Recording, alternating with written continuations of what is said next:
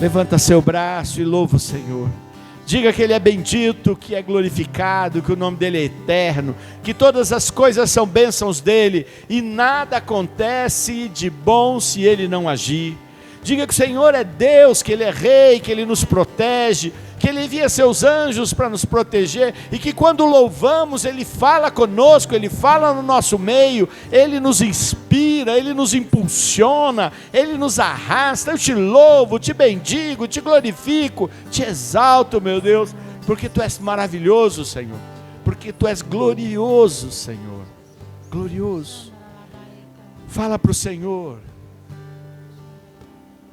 uma coisa que você tem muita gratidão no coração a Deus por ter.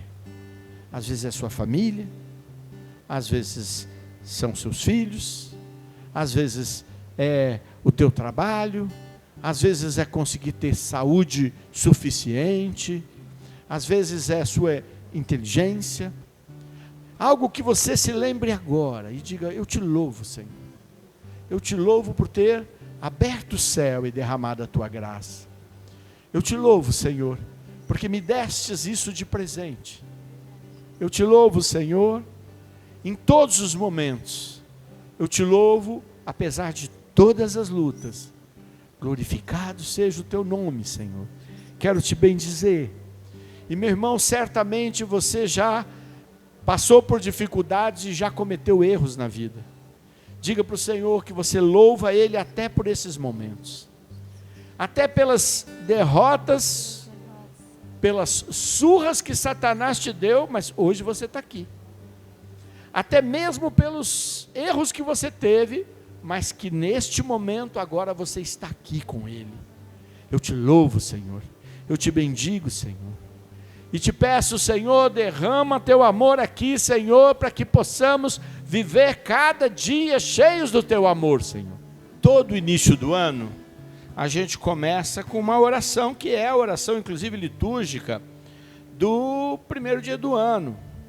E no nosso grupo de oração, a gente sempre teve como uma tradição que a gente fizesse essa oração, no mínimo uma semana, ou aqueles que podem e se lembram o mês todo em nossas casas. Mas a gente sempre faz aqui. Se você puder e tiver com a Bíblia aí, pegar o livro dos Números, no capítulo 6, peguem aí, livro dos Números, capítulo 6, versículo 22 ao 27.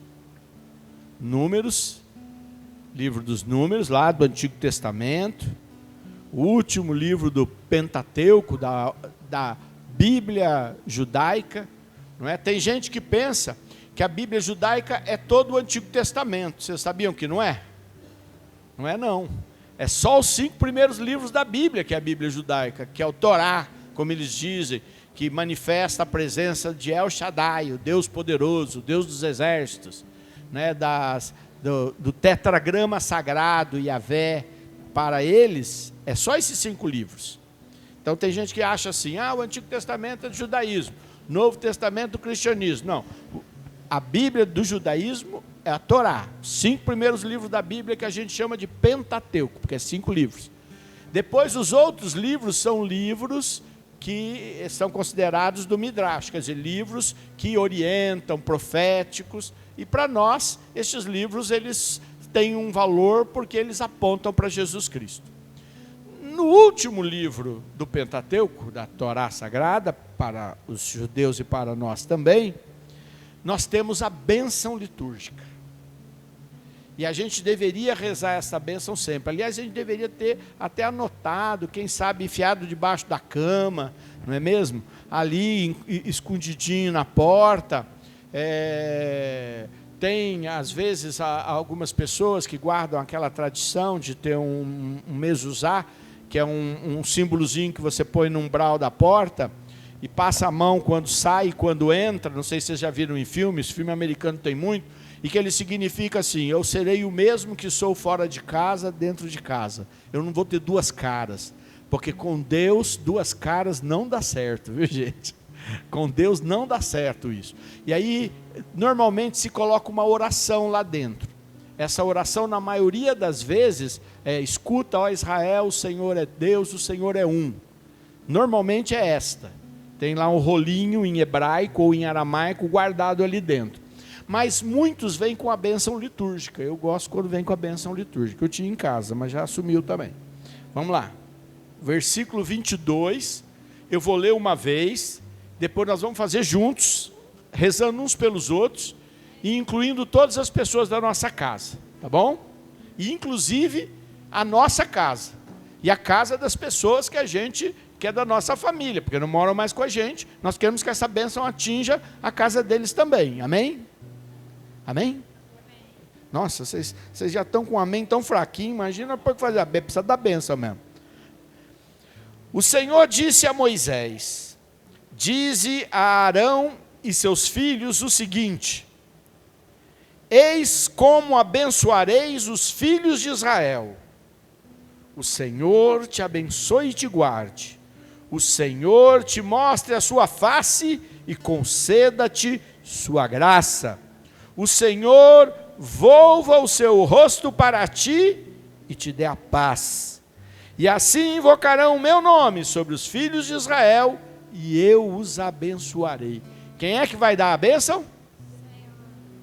Deus. Vocês vão invocar esta bênção, e aí o Senhor diz: e eu, o Senhor, vos abençoarei. Então agora vocês peguem a Bíblia. Aqueles que tiverem alguém aí que ele pode acompanhar junto, ótimo, pode acompanhar junto. Aquele que não tiver, eu vou dar um tempinho em cada frase e você repete aí baixinho. Os outros vão rezar junto comigo. Desde o versículo 22, desde o chamado, tá bom? O Senhor disse a Moisés: dize a Arão e seus filhos o seguinte: eis como abençoareis os filhos de Israel.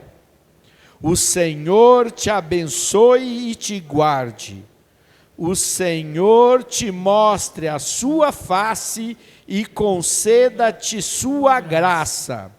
O Senhor volva o seu rosto para ti e te dê a paz. E assim invocarão o meu nome sobre os filhos de Israel, e eu os abençoarei. Põe a mão no teu coração e toma posse. Toma posse. O Senhor te abençoe e te guarde. O Senhor te mostre a sua face e conceda-te sua graça. O Senhor volva o seu rosto para ti e te dê a paz. Abençoai agora, Senhor, os que estão aqui. Abençoai, Senhor, os que estão longe. Abençoai, Senhor, os que nos acompanham pelas redes sociais. Abençoai, Senhor, aqueles que trabalham conosco. Abençoai, Senhor, aquilo com que trabalhamos, os nossos veículos, as nossas coisas, os equipamentos, a nossa inteligência, o nosso coração, o nosso físico. Abençoai, Senhor, agora. E que esta bênção caia sobre as nossas famílias. Que essa bênção caia, Senhor, sobre cada um. Volta o teu rosto para nós e nos dê sua graça. Volva o teu rosto para nós e nos dê sua paz. Clamamos e tomamos posse, Senhor. Eu tomo posse, Senhor. Eu tomo posse. Te peço, Senhor, agora que esta graça seja tão poderosa que transforme toda a terra seca em terra fértil. A paz de Deus, o shalom do Pai, é capaz de fazer terra seca se tornar terra produtiva. Às vezes o nosso coração está seco, não quer mais amar, não quer mais perdoar, não quer mais ser sensível às coisas divinas, não consegue mais, às vezes não temos mais força, às vezes um cansaço nos toma, às vezes Satanás injeta uma paralisia, mas nós neste momento pedimos esse shalom de Deus. Volva o teu rosto para nós e nos conceda a paz, Senhor. Senhor, pedimos a tua ação poderosa aqui, Senhor. Nesta terra seca que ainda é a nossa alma, Inunda com teu espírito, que é água viva, Senhor, e faz com que toda a terra seca seja fértil. Senhor, faz das nossas vidas uma vida fértil para Ti, uma vida que produza frutos, uma vida, Senhor, que possa produzir frutos para repartir, Senhor. Teu poder é maior do que todas as coisas. Eu te peço, Senhor, agora age na minha vida, age no meu coração, age em todo o meu ser, age agora no povo que está aqui, Senhor.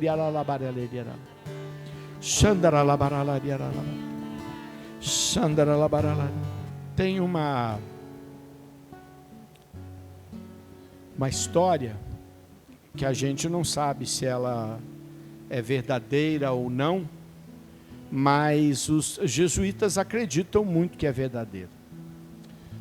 São Francisco Xavier, companheiro de Santo Inácio de Loyola, ele decide ir pegar um daqueles barcos. Vocês sabem, os jesuítas é que vieram com os barcos descobrindo as Américas, mas antes disso, eles foram e desceram e fizeram o contorno da África e foram parar lá na Índia e na Ásia, na China. E lá, imagine a língua, o que às vezes encontravam algum comerciante, e o comércio sempre dá um jeito, né? E para vender, você precisa conseguir pelo menos falar a língua do cara que você quer vender, né?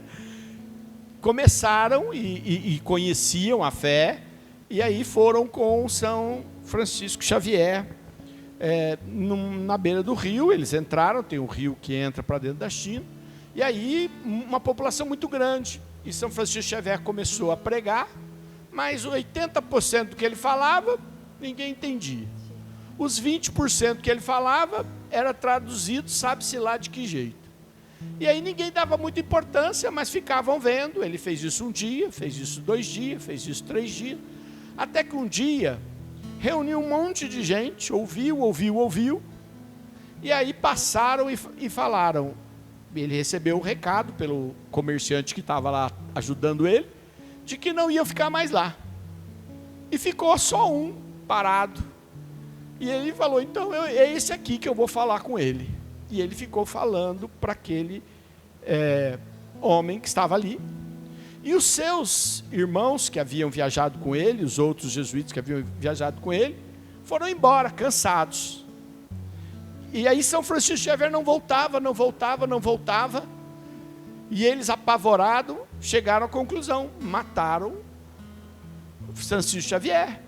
Então eles voltaram para ver. Quando voltaram, aquele único que ficou, no final disse assim, o que eu preciso fazer?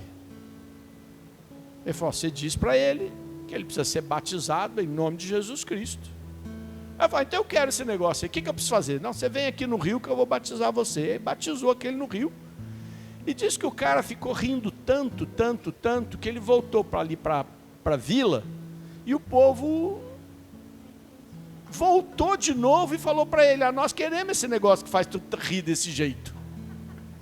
E aí ele foi batizando. Diz a história, que naquele dia Francisco Xavier batizou mais de 1000 pessoas, até que, rendido pelo esforço de batizar e não batizar, ele cai na areia, cai adormecido, e quando voltam os outros o encontram adormecido. Imaginam que ele tinha apanhado. E quando ele conta o que tinha acontecido, os irmãos ficaram na dúvida, e perguntaram para ele, o que você quer que a gente faça? Ele falou, uns fiquem para me ajudar, e outros voltem para a Europa para dizer, milhares querem encontrar a alegria do Senhor, e não tem quem lhes dê. O mundo não mudou. Jesus é a única fonte de uma alegria duradoura. As outras alegrias passam. Ele é única. É única. Por isso, por Ele como centro da nossa vida é fundamental. Abraça você mesmo e fala para o Senhor que você quer abraçar essa alegria. E eu sei que hoje muita gente precisa desta alegria, precisa dessa experiência do Senhor. Ele é a razão da nossa esperança, Ele é a razão da nossa alegria, não tem outra. Não tem outra. E eu tomo posse, Senhor. Tomo posse. Quem quiser pegar o texto que eu gostaria de meditar nessa nossa primeira reunião, é o texto do Evangelho de João, no capítulo 12, no versículo 12. Evangelho de João, capítulo 12, versículo 12 e seguintes. Se você tiver aí com a tua Bíblia, pega, você pode pegar no celular.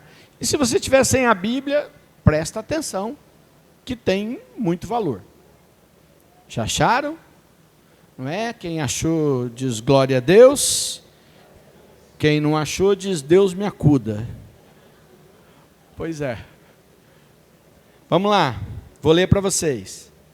No dia seguinte, uma grande multidão que tinha vindo à festa em Jerusalém, ouviu dizer que Jesus se ia aproximando. Saíram-lhe ao encontro com ramos de palmas, exclamando: Hosana, bendito que vem em nome do Senhor, o Rei de Israel. Tendo Jesus encontrado um jumentinho, montou nele, segundo o que está escrito: Não temas, filha de Sião, eis que vem o teu rei, montado num filho de jumenta. Zacarias, capítulo 9.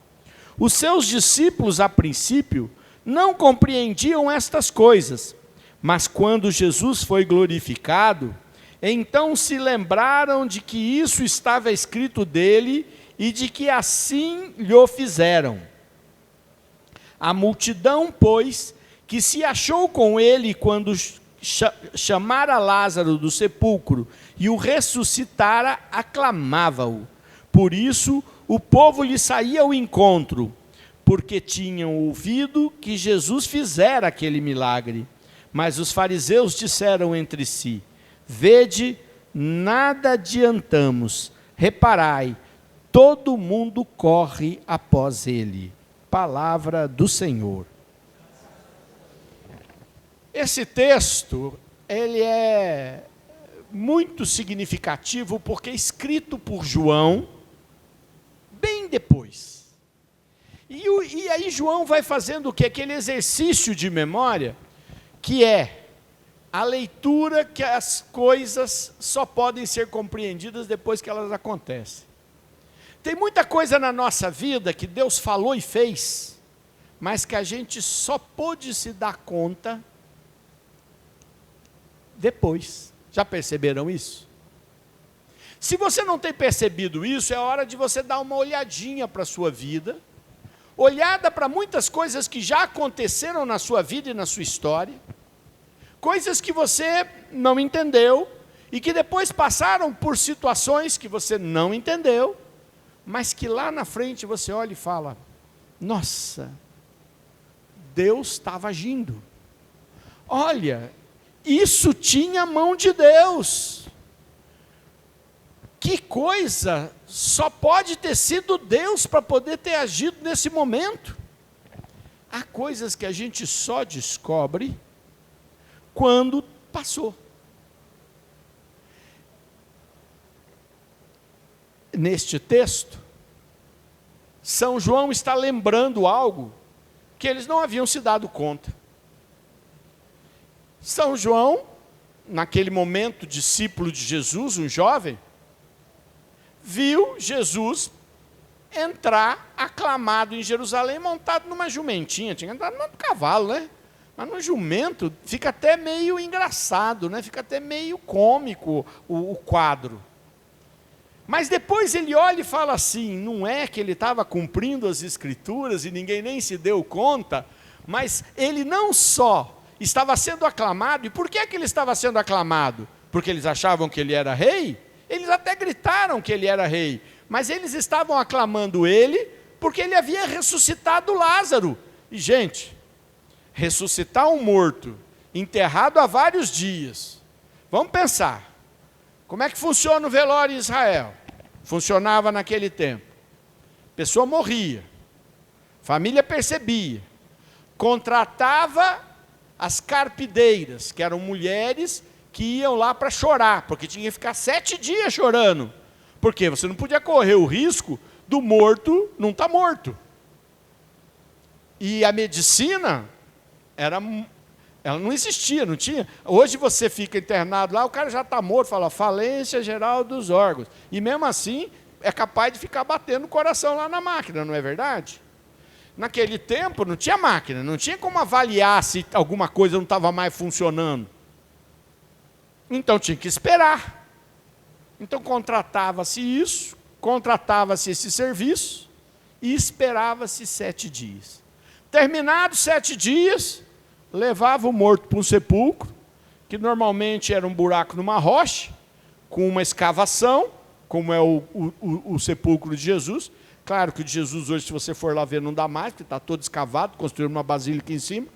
E colocavam o morto enrolado em faixas e perfumes, porque vocês podem me imaginar 7 dias como é que a coisa ficava. Bom, e aí tampavam com uma pedra. Olha, quando você lê o milagre de Jesus ressuscitando Lázaro, ele chegou, Lázaro já estava lá dentro, fazia 3 dias. As irmãs dizem, Senhor, ele vai ressuscitar no último dia, conforme você pregou na ressurreição dos mortos. Ah, se você tivesse aqui, não tinha acontecido isso, porque você faz milagre em todo lugar. Agora esse já foi, né? E Jesus então manda mover a pedra, o que o fazem porque ele já tinha uma certa fama. Mas eu acredito que muito pouco ou ninguém imaginava que ele de fato, depois disso, achavam, até porque ele chorou. Ora, ele chorou porque perdeu o amigo. Está escrito na Escritura, Jesus chorou na ressurreição de Lázaro. Portanto, todo mundo que olhou falou, morreu mesmo. E aí Jesus disse, Lázaro, sai para fora. E o Lázaro saiu lá pulando, que nem um saci pererê, né? Sozinho. Aí tiraram as faixas. Mas imagina a fofoca que virou. Eu fico imaginando, tem um romance, que é romanceado, mas é tentando fazer uma história de Jesus, que trata só do povo fazendo romaria para a casa de Lázaro, para ouvir ele contar a mesma história toda vez. E como é que foi mesmo? Você podia contar para nós? Eu imagino que devia já ter assim, algum pessoal já vendendo coisa no caminho, devia ter lembrancinha, já devia ter lanchinho, né? Porque devia formar uma fila para falar com o Lázaro. E daí, Lázaro, é mesmo? E você saiu de lá, e o que você viu? Você viu uma escuridão, depois veio uma claridade, você viu um túnel, o que você viu? Eu fico imaginando como encher a paciência do coitado do Lázaro, não é? E da família dele. Pois bem, quando Jesus chega, e a gente sabe que Lázaro morava a pouquinhos quilômetros, mais ou menos 3 quilômetros de Jerusalém, então imagina, era o povo que estava ali perto. Todo mundo correu para lá e que estavam eufóricos por causa da ressurreição. Então, para eles não fez diferença, mas para os apóstolos, olharam Jesus entrando com aquele jumentinho e falaram, senhor, aí é demais, né? Podia ter, né? Vamos carregar você no ombro, que nem um herói. Mas Jesus faz questão de entrar daquele jeito, aclamado e ao mesmo tempo não se dando valor nenhum, dizendo, eu estou aqui junto com vocês. Mais importante do que o meu poder é eu estar junto com vocês. É eu ser um de vocês. Esta é a mensagem mais poderosa que João quer trazer. E ele diz que só perceberam isso depois. Porque até aquele momento, qual era a expectativa? Provavelmente a expectativa de Judas.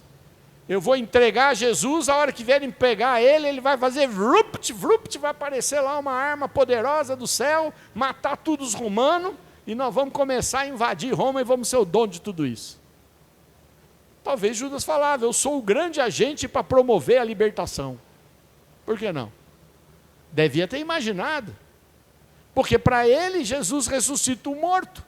Todo mundo pode falar com o morto. Todo mundo dá testemunho. E o que diz aqueles fariseus? Já fizemos de tudo para poder tirar fora os seguidores de Jesus. Mas agora com esse Lázaro aí, não tem mais o que fazer, ué. Como é que nós vamos dizer que não ressuscitou? O homem está aí andando, conversando com todo mundo. Agora não tem mais jeito, agora só matando ele. Este é o final deste momento que João olha para trás e fala, ali começou a decisão de matar Jesus. Com a ressurreição de Lázaro, se aumentou a decisão de matar Jesus. E Jesus sabia disso e queria deixar uma mensagem que só pôde ser lida depois, lá na frente, quando Jesus já tinha ressuscitado. Ele queria que percebessem que ele era um deles, que ele pode ficar na sua vida junto com você, porque ele é simples como você.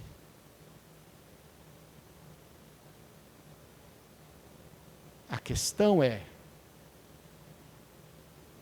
alguns o receberam vendo ele montado no jumento, com entendimento, sem entendimento. Outros, naquele momento, decidiram matá-lo. É a escolha. Trazer ele para você ou matá-lo na sua vida.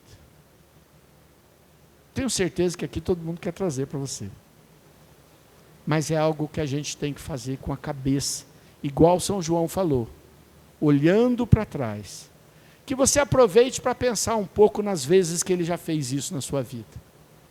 E que você não tinha totalmente percebido, mas que ele estava lá.